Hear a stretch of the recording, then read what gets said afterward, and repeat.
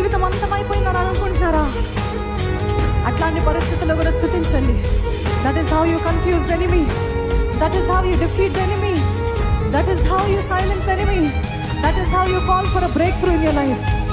జీవితంలో ఏదో అవుతుందని దేవుని స్తుతించడం కాదు, ఆయన ఏమై ఉన్నాడో దాన్ని బట్టి దేవుని స్తుతించండి. నేను ఇట్లా స్తుతిస్తే దేవుడు ఇది జరిగిస్తాడని కాదు. ఆయన నమ్మదగిన దేవుడు, ఉన్నవాడను అనువాడను, అల్ఫా ఒమేగయు, ఆది నుండి అంతం వరకు ఎరిగిన దేవుడు, ఉన్న దేవుడు. ఆయనని స్తుతిద్దామండి, స్తుతిద్దాము. స్తుతులకు పాత్రుడైన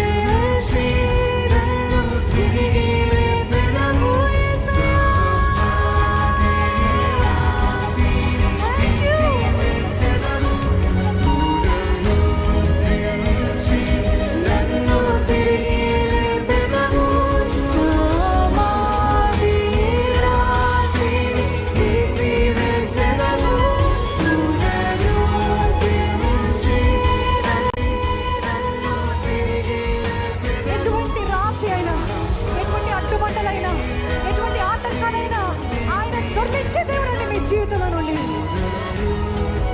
మిమ్మల్ని మళ్ళా తిరిగి లేపే దేవుడు, చచ్చిన పరిస్థితుల్లో నుండి లేపే దేవుడు. ఏ ఆటంకం ఆయన ముందు ఆటంకంగా ఉండదు.